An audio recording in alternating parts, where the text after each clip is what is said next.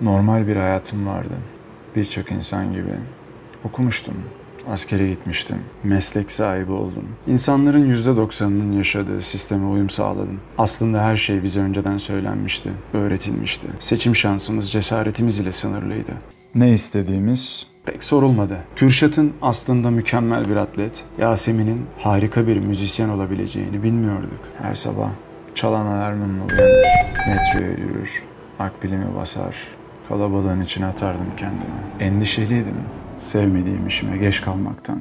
Korkuyordum.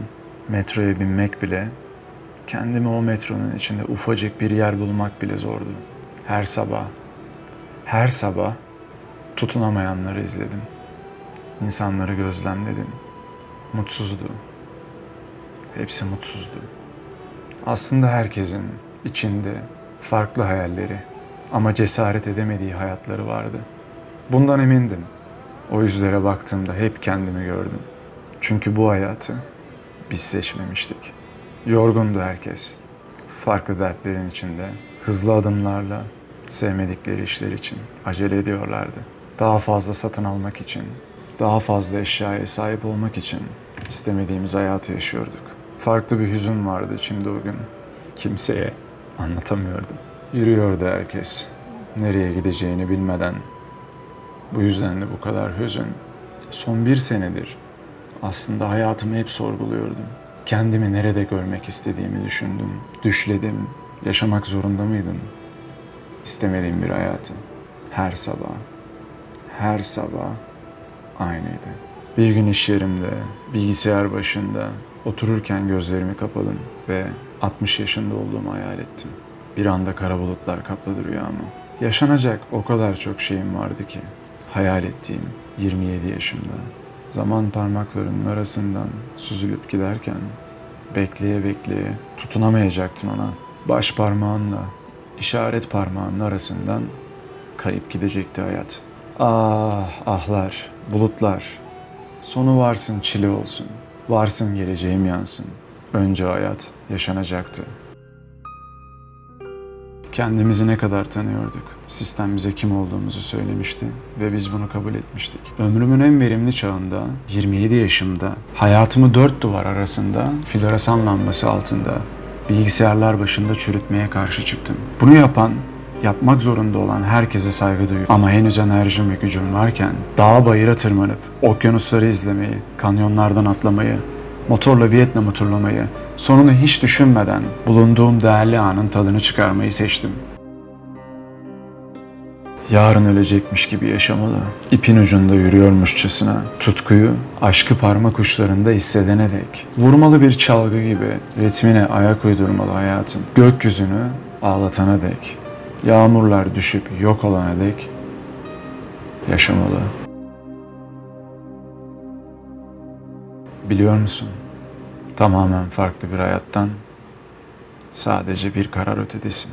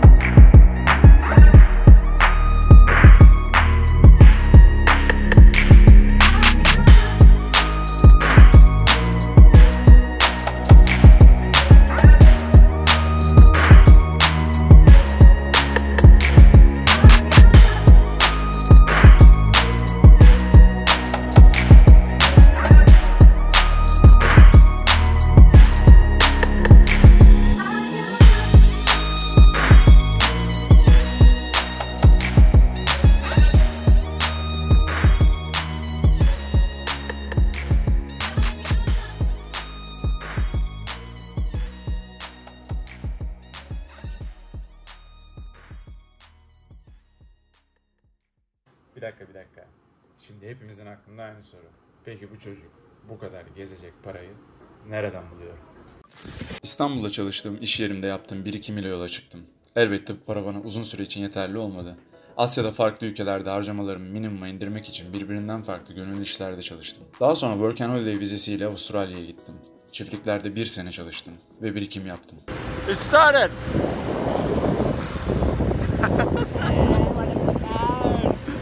Woo! Giovanni! First time on the car! Avustralya'nın kuzeybatısında Cardwell isimli kasabada 7 farklı çiftlik işinde çalıştım. Bu süreçte hem doğanın içinde kendimi dinledim hem de mükemmel arkadaşlıklar edindim.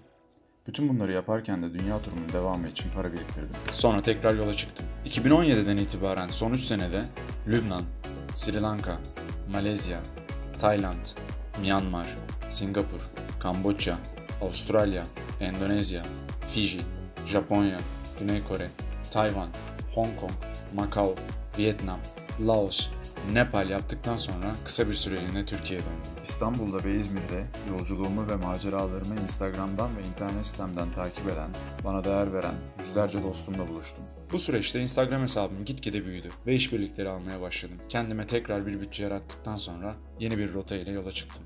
Bu sefer Gürcistan, Azerbaycan ve İran'da seyahat ettim. Ve daha sonra şu an hala içerisinde olduğum Hindistan maceram başlayacaktı. 4 aydır Hindistan'dayım. Şimdi Hindistan'da neler yaptığıma, hangi rotayı izlediğime hızlıca bir göz atalım.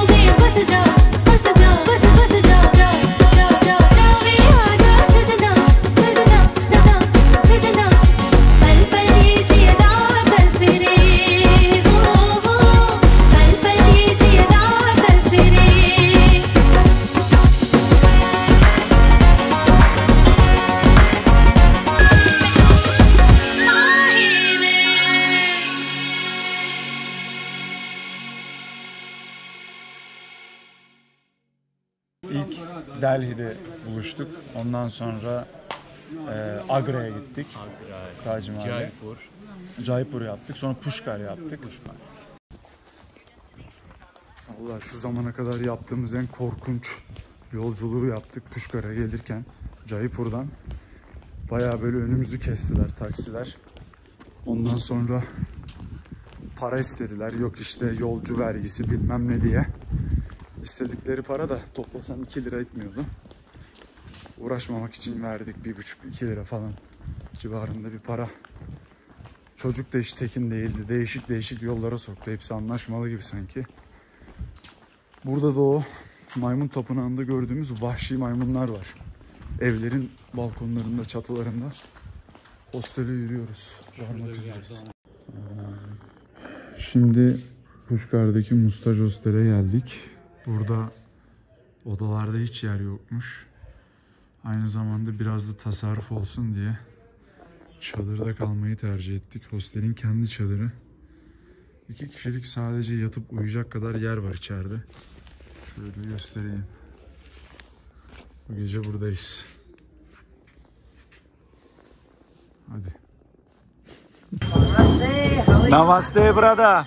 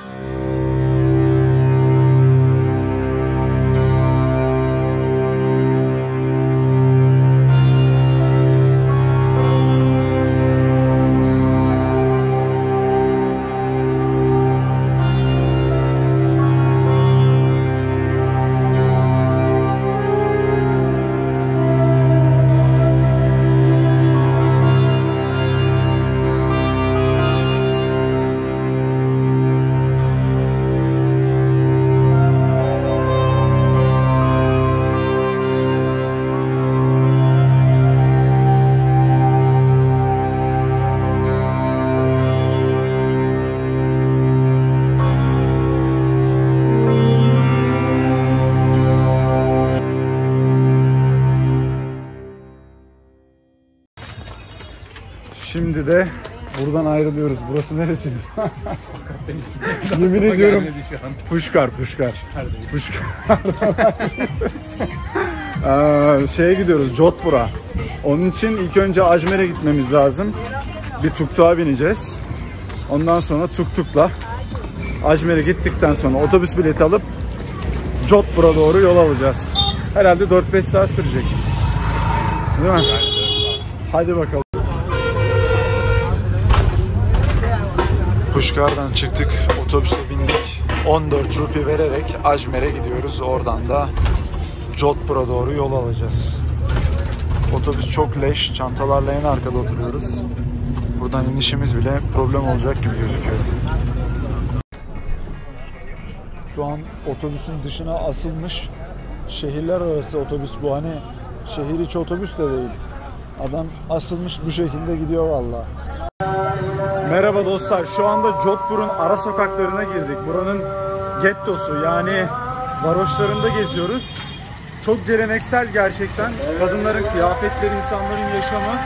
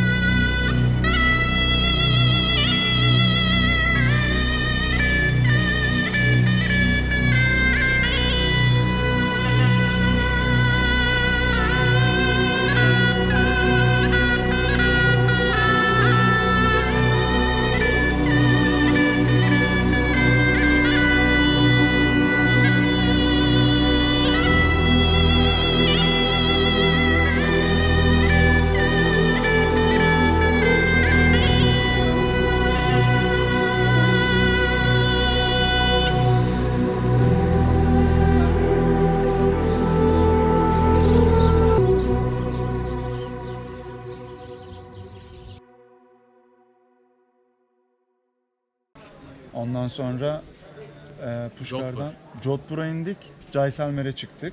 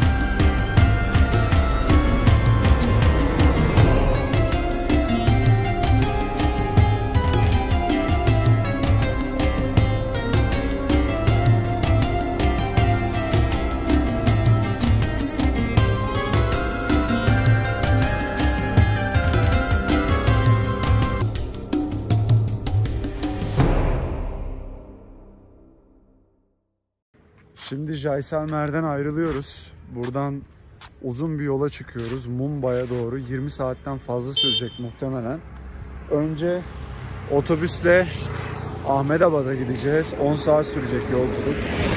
Oradan trene bineceğiz ve bir 10 saat kadar daha Mumbai'ye yolculuk sürecek. Ahmedabad'da bir nevi aktarma yapmış olacağız. Umarım çok fazla yorucu bir yolculuk olmaz bizim için. Şimdi mola verdik otobüste. Karnımız aç ama bir şey yiyemiyoruz çünkü hiç hijyenik gözükmüyor içerisi. 4 saattir falan yoldayız. Bir 16 saatimiz daha var en az. Mert, niye yemek yemiyorsun içeride ya? İçeriği bir göstersene, neden yemediğimi anlayalım. İçerisi böyle. Ve Turkey. Türkiye. Yeah.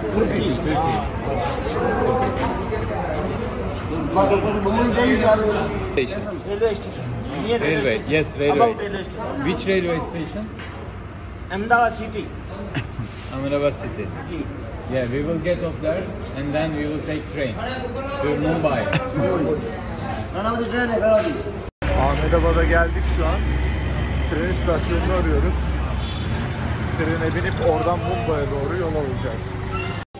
Şu anda hostelden çıkıyoruz. Holi'yi kutlamak için Dharavi'nin gecekondu mahallelerine gideceğiz. Sokakta şu an çocuklar yolu kesmiş bekliyorlar ellerinde boyalarla. Henüz böyle boyalanmamışken before after yapalım dedik. Önceki halimizi görün, daha sonra da sonraki halimizi göreceksiniz.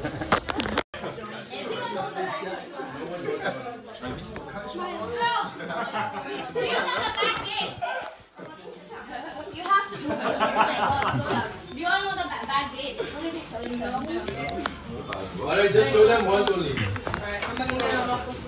Şu anda Türkçe atlayıp yola çıktık. Gerçekten heyecanlıyız yani. Biz muhtemelen bizden başka hiç turist yoktur şeyde. Tertemiziz, parlıyoruz. Üstümüze fırlatın diye bekliyor yani tişörtler. Böyle gözlüklerimizi aldık. Poli gözlüklerimizi aldık.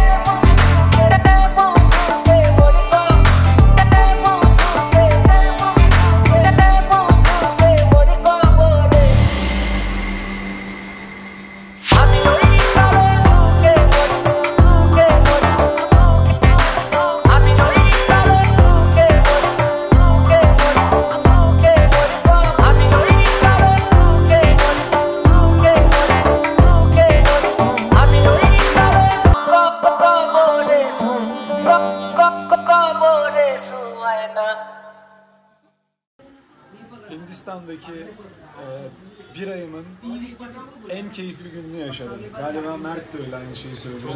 Çok net. Şu anıyı hiçbir zaman unutamayız herhalde. Bu çocuklarla tanışışımız, Dharavi'de bir eve girişimiz. Bu eve girdik, bu tecrübeyi yaşadık. Gerçekten inanılmaz oldu bizim için. Güzel yanı şu, bizden başka üçüncü bir turist Yok. Dharavi'de yok. Yani buralarda da değil. Bütün Dharavi'de belki 3-4 saattir dolaşıyoruz. Üçüncü bir turisti görmedik. Bu da bizi bir mutlu etti Evet yani. evet. Şu an Yani bayağı kimsenin cesaret edemediği çok, şey cesaret aynen, çok doğru bir şey yaptık. Ondan sonra Mumbai. Mumbai'ye indik. Ben oradan Varanasi'ye gittim. Uçtum. Ben kaykayımla Mumbai'de kaldım. Aynen. Hindu inancına sahip insanlarda bir de şöyle bir inanç var. Bu hayatta iyi bir insansam bir sonraki hayatımda daha yüksek bir seviyeden doğacağım. Eğer bu hayatta kötü bir insansam bir sonraki hayatımda daha kötü bir seviyeden doğacağım.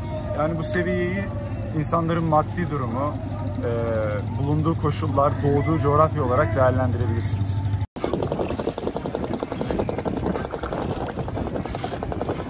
Sürekli dünyaya gelmek ve muhtemelen böyle zor bir hayatı yaşamak Hindular için büyük bir külfet. Aslında bunu yaşamamak için, tekrar reenkarne olmamak için burada yakma törenleri düzenleniyor. Hindu inancına göre eğer Varanasi'de ölür ve vücudunuz yakıldıktan sonra külleriniz Ganj Nehri ile buluşursa bir daha reenkarne olmayıp dünyaya gelmeyeceklerine inanıyorlar. O yüzden asla arkaya bakmadan devam ediyorlar.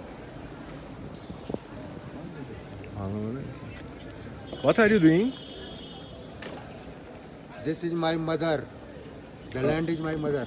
Ah, okay. So you connect with Earth. This is the connect. Connection. Connection. Yes. Oh, nice. I don't know this mother. This birth is not my mother. This is my mother. Okay. This is the grants. Grants is my mother. Yes.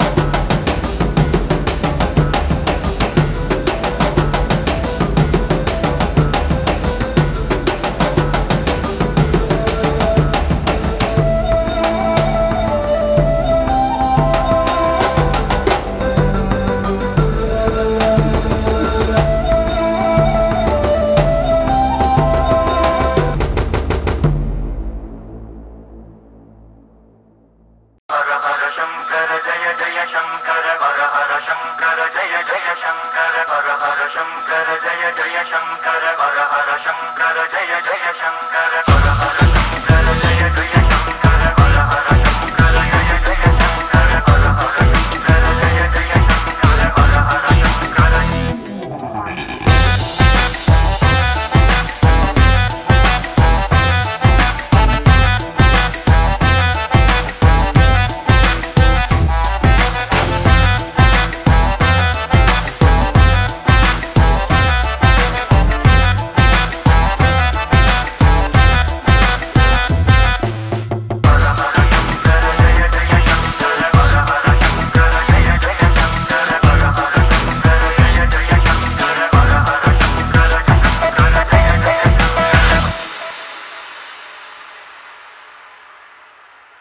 Ondan sonra Mumbai'ye geri döndüm. Aynen.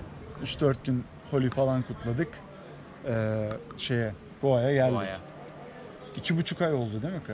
Aynen Tam öyle. olarak Goa'da. Goa içinde 2,5 ay oldu. 2,5 ay oldu.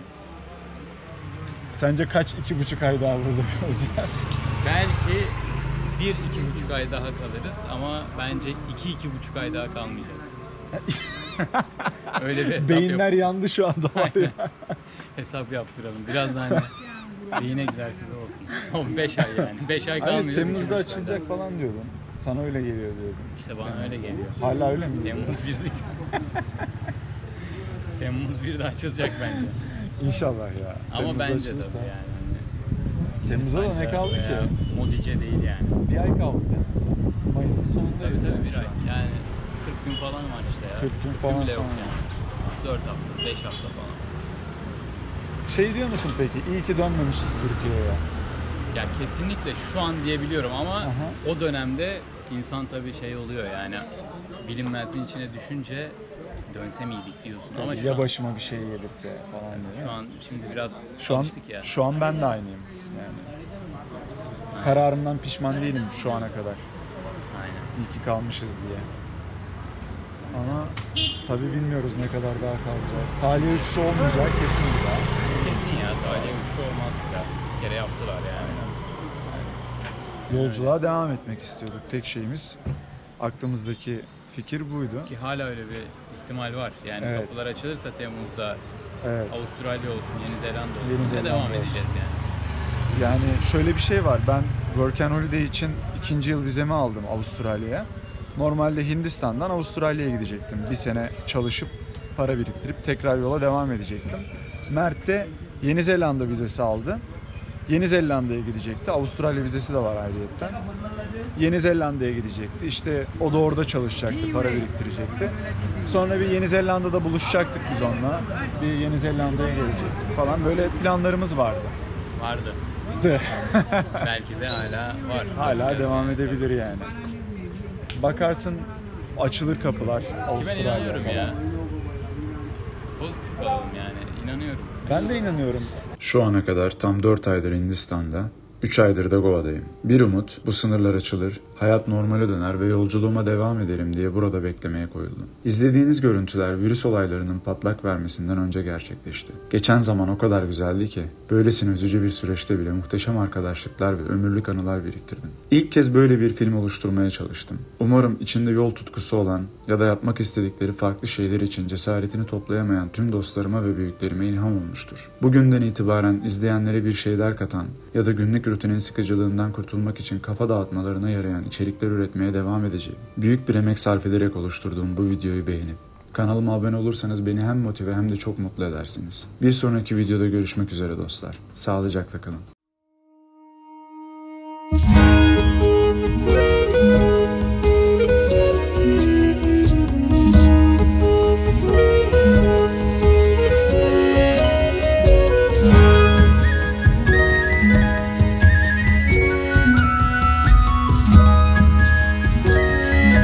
Hayat çok kısa.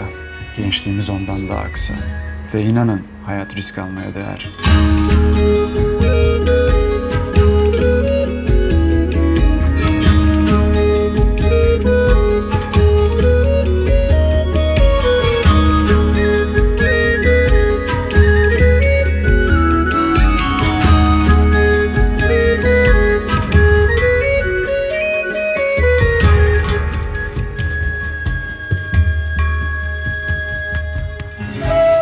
Şöyle söylüyordu David Harkins. Bir gün hayatınız bir film şeridi gibi gözlerinizin önünden geçecek. Bunun izlenmeye değer olduğundan emin olun. Daha sonra Oscar Wilde'in şu sözleri geliyor aklıma. Yaşamak çok nadir rastlanan bir şeydir. Çoğu insan sadece var olur. Hepsi bu.